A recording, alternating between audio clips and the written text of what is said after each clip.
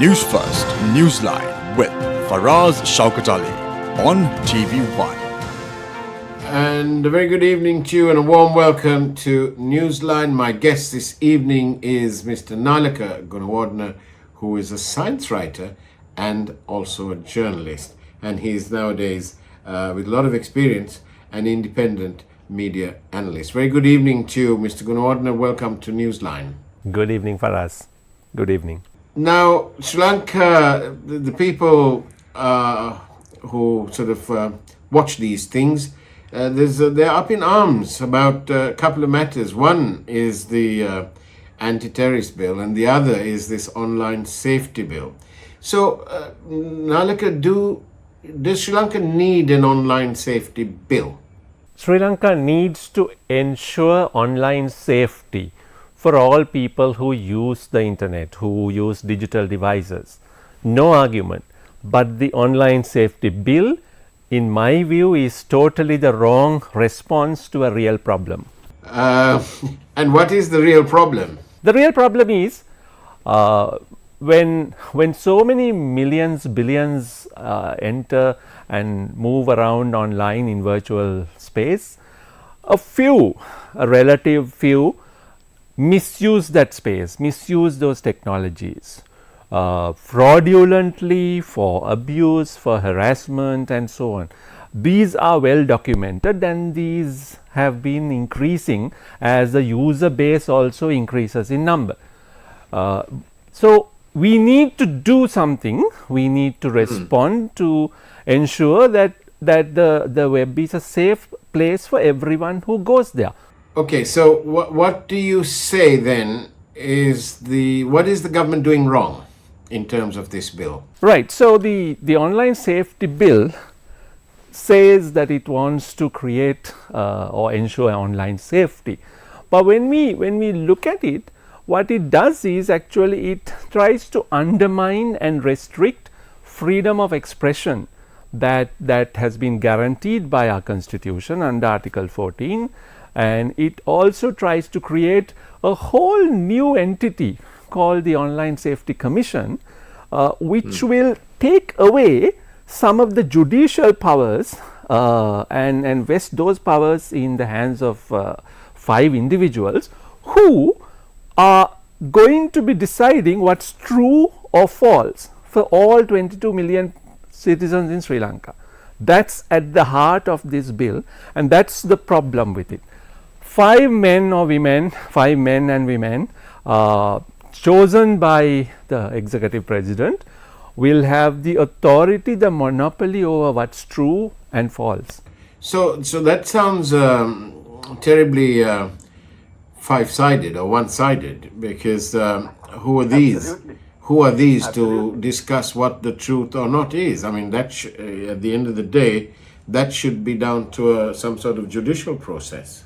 Exactly. And even in a judicial process, everyone who's charged with an offense gets to defend himself or herself, gets to make arguments, and both sides will present their case, and through a considered, measured process only a judge will arrive at a decision. Here, entirely on a one-sided basis, the commission, as currently formulated in the draft bill, will have the power to decide something is wrong, and therefore it should be taken down from whatever online space where it has been published. And the other point to make here for us is that this is not just limited to social media. The bill says online spaces. So, it could be e-commerce platforms, it could be media houses that publish their content on YouTube or newspaper websites. All and other content that is online is covered. So it's all encompassing, and therefore the real worries. But you know, there's that bit in the preamble about, it says that this online safety bill is designed to stop the publication of certain statements of fact. Surely that must be wrongly written. I think there are many problems of drafting in this, quite apart from the fundamental problems or premises. In the bill, the last or the penultimate section gives definitions. So, when it comes to false statement, it says, if I could pick it out from the bill, false statement means a statement that is known or believed by its maker to be incorrect or untrue and is made especially with the intent to deceive or mislead, but does not include a caution, an opinion or imputation made in good faith.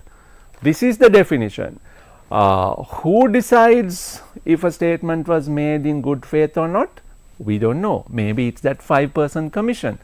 And who decides, again I come back to the main argument, who decides something is true or false? It's entirely and just the commission. So, we have huge problems with this monopolization of truth in a few individuals. So, is it, is what you're saying, is it overly broad, is it? Penalties or the offences in this bill are definitely overbroad, and the terminology used is vague. We have no way of getting clarity even from a whole lot of definitions given at the end. Let me cite one or two examples. So, from section 12 to section 25 in the bill, that's where the offences are listed. 14 offences are listed, any one of which could trigger a reaction from the commission. I see. I mean, there are 2 or 3 among these 14 that I think everyone will or everyone can agree upon. For example, section 13 says contempt of court. Any online statement, any online communication of false statement amounting to contempt of court will be an offence under this. I think that is understood, but there is already a separate bill that was released a few weeks ago in June that plans to make an entire dedicated contempt of court law in this country. So, why do we need another provision here? It's not clear. And if you look at another that is fairly acceptable, that is cheating, section 18. Cheating, yes, online scams are increasing, people get defrauded by these scams. So, it is on the face of it, it is good, but the 2007 Computer Crimes Act has already covered this. Those who carry out online scams can be prosecuted. They have been prosecuted under the Computer Crimes Act. And then there is section 23 using the online spaces for child abuse. That commits or aids and abets an act which constitutes, as defined in our law, child abuse or exploitation. Again, I think it's every thinking person will agree that's a problem that needs to be tackled, and it is being tackled by several sections in the penal code. This is actually listed in the online safety bill, and the penal code and other laws are already being used effectively to address these crimes. So, my view is that contempt of court, fraud and protecting children or dealing with these 3 are included here, perhaps as a ruse, perhaps to complicate or confuse. The real crux of the matter is the few offences relating to actual expressions online, primarily social media, where depending on the commission's determination whether something is true or false, there can be a whole set of offences that can be applied. So, Nalaka, what the government, obviously they appear to have a majority in Parliament. Have they been discussing this with the stakeholders, with the various representative groups? What are they? How transparent has been the process? Not transparent at all. The bill was gazetted in mid-September. The cabinet decision about this bill was announced on the 4th of September. The bill itself came out on the 15th of September. Until then, so nobody outside the Ministry of Public Security and the Ministry of Justice had heard of it. For example, the Media Ministry, which is one would say the line ministry for this subject, was totally unaware of it. They had not seen the bill, they had not commented on it. And certainly the other stakeholders, the human rights community, the ICT tech industry, and the mass media itself, and various media rights organizations, nobody had been consulted, nobody had seen it. So this was an unconsultative process so far. However, last week on Friday, the Minister of Public Security had a meeting with a few of us. I was one of them, and there he acknowledged that the process thus far has not been consultative, and he committed to making it consultative going forward now onward. But the thing is, it's been now presented in Parliament, and there is a 14-day window for people to file petitions in Supreme Court challenging it. That period, we are in the middle of that period. Beyond that, again, it's now a bit of a time-bound process. So we have to wait and see how much time there is for consultations and how real wide-ranging consultations can take place. As somebody in the media and you're an independent media analyst as well to boot, how critical or at which juncture are we? How steep is this very sort of critical path that Sri Lanka is going down towards, or it appears to be going down? That's a really good question. Now, this bill cannot be taken in isolation. It needs to be taken up along with other various bills that have been brought up, gazetted, or now, for example, we had the Broadcast Regulatory Commission, the Broadcast Regulatory Bill, which was not gazetted. Draft was released and it was heavily criticized with good reason, and then we haven't heard anything further about it. But we have had the Anti-Terrorism Act and other act in the recent past, and also the fact that even a perfect law falters in our country for us in its implementation because of selective enforcement, because the law enforcement agencies lack the capacity and the motivation to do the right thing, especially in a very technical subject like this. We are talking about the digital technology, the online spaces, which is beyond the realm of familiarity for most of our police and prosecutors. So it's a new space, a new set of challenges. Are our law enforcement entities ready for it? I don't think so. They have been forced to deal with individual grievances and complaints, which is the real problem that I acknowledged at the beginning.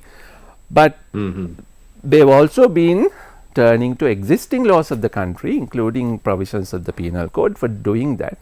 And there have been some successful prosecutions. For example, in February 2022, the Mahiyangana magistrate gave a ruling that imposed 18 months of imprisonment with hard labor to an offender who released doctored images, sexually explicit doctored images of an estranged girlfriend or a lover. Now, this kind of thing, which is called revenge porn, so people they exchange intimate photographs or even videos when they have a relationship, and then when they fall out, one party unilaterally, absolutely without the consent of the person concerned, releases this, leaks this online. This is not so much on social media, but in other web spaces, because social media platforms have very quick automated ways of now weeding out such content that cannot remain more than a few minutes. So, revenge porn has already been successfully prosecuted, and an offender has been punished. There have been other cases in recent years. That is one of the offences in the online safety bill as well. I don't think anyone will object to that offence or that being a punishable crime. But when it comes to citizen expressions, whether it is, take for example satire and parody. Now this bill is totally silent on the matter of satire and parody. Now we know that when people engage, the creative people engage in satire, they make fictitious scenarios and present it as if it really happened. Whether it's Block and Dino, whether it is Pusvedilla, or whether it is News Curry or somebody else, they have that creative license. Now, under this online safety bill, which does not have an exemption for satire or parody, those who do satire and parody could be also making an offence, and then they could be punished, and there are serious fines and jail terms that can be imposed. So right now, if somebody under this bill, if somebody was to write some satire or parody, what would happen? Would they get arrested? That will depend. That will depend for us on two things. One is, will this draft go ahead as is with so many overbroad provisions and vague definitions and certain omissions, or if it is improved, will that give clear and specific exemptions for satire and parody? It's one of the requests we made to the minister at the first meeting itself. But supposing this goes ahead in with the current wording, the publication of a fictitious scenario that is clearly satire can be deemed as an offence under impersonation.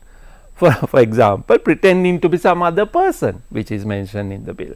Again, that has to be very deeply worrying. So, on the face of it, this is possibly trying to outlaw fake accounts, which is a growing problem in social media. But then again, there are some very legitimate reasons for not concealing your true identity. We don't know who writes News Curry, and News Curry writes some pretty explosive social commentary through satire. Conceivably, some of these people who are at the butt end of the News Curry jokes can take serious offense if the real identity were known. So, therefore, not all satirists, some write under their own names, but satirists, whistleblowers who expose acts of corruption, they need to be anonymous or pseudonymous online, otherwise their lives could be in danger. Then there are human rights defenders who, by the very nature of their subject, sometimes cannot be appearing under their own identities. And of course, in a country like ours, which has stigmatized LGBT community, the LGBT community members often cannot appear online under their own identities. So, they have a right to using the internet, but they often do it under pseudonyms.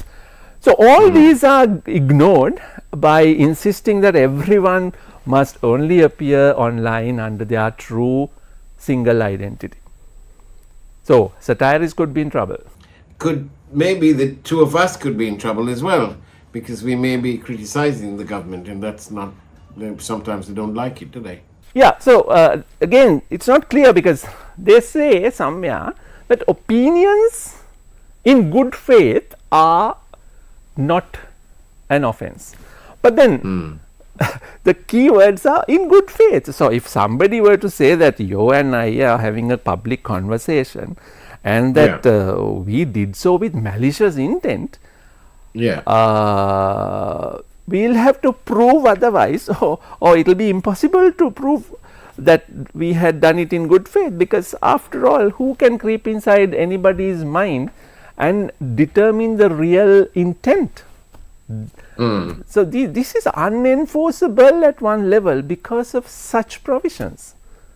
Good Do you faith. think, I don't want you to preempt what the Supreme Court may or may not say, but do you think on the face of it, when you look at some of these affidavits or petitions that have gone to the Supreme Court on this matter, is that sufficient? Are we pressing the right buttons? On the matter of freedom of expression, which is of course not an absolute right, certain justified proportionate restrictions apply.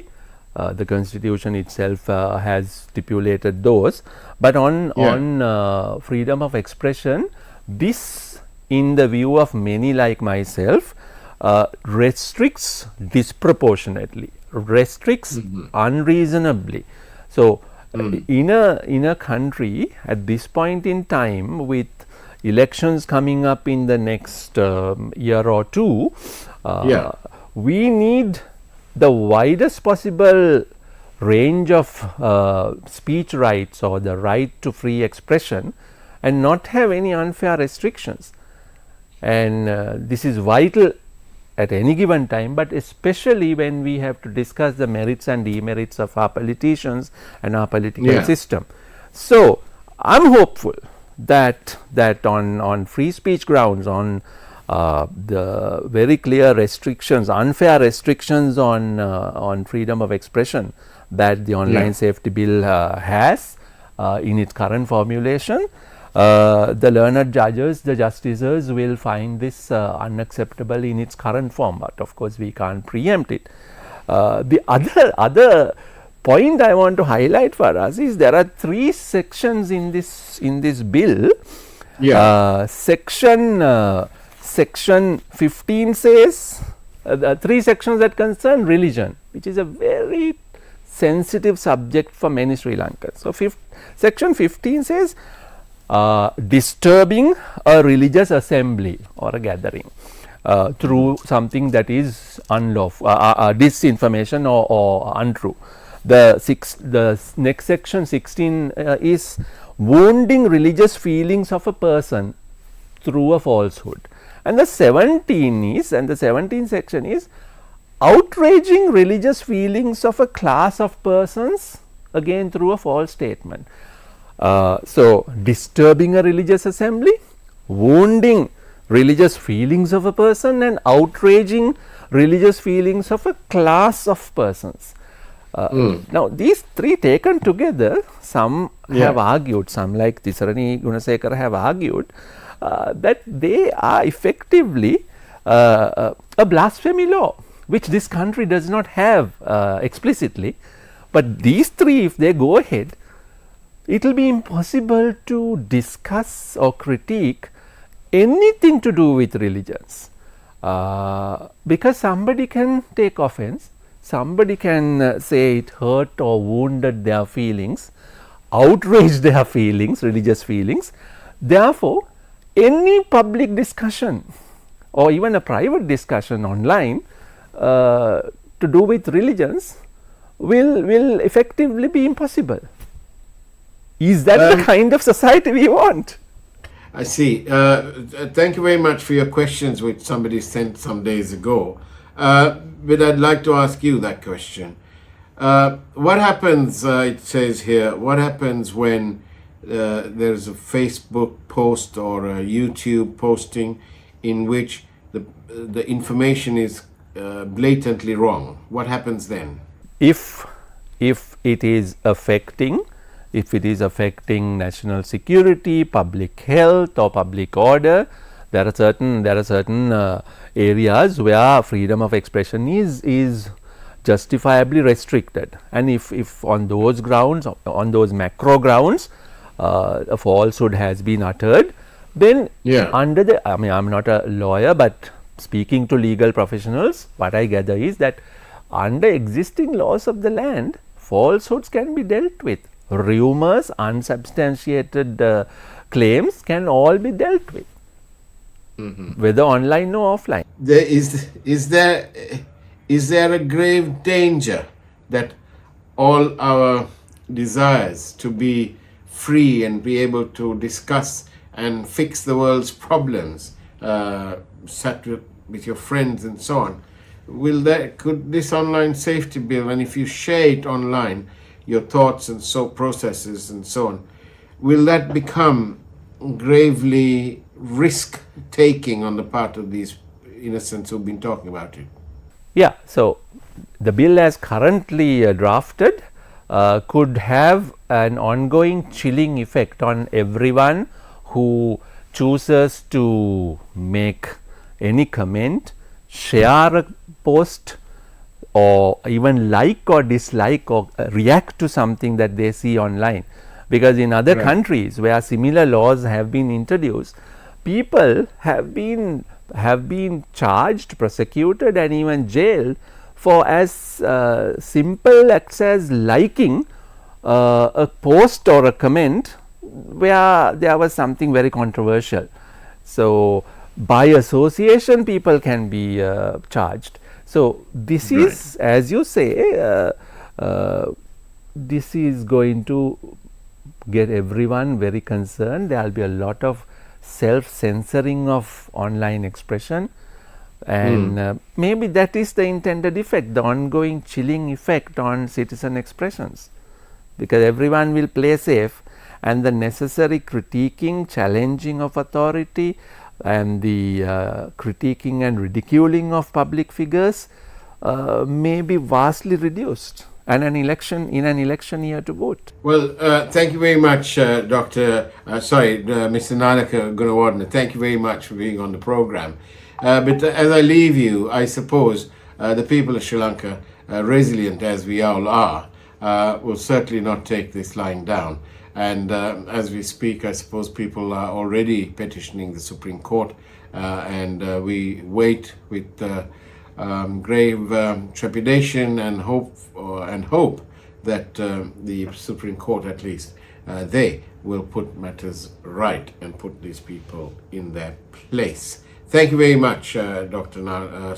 Nalaka Gunawardene. Thank you, Faraz. Thank you. And that's the way it was. Take care. Have a great evening as much as you can. And God bless you all.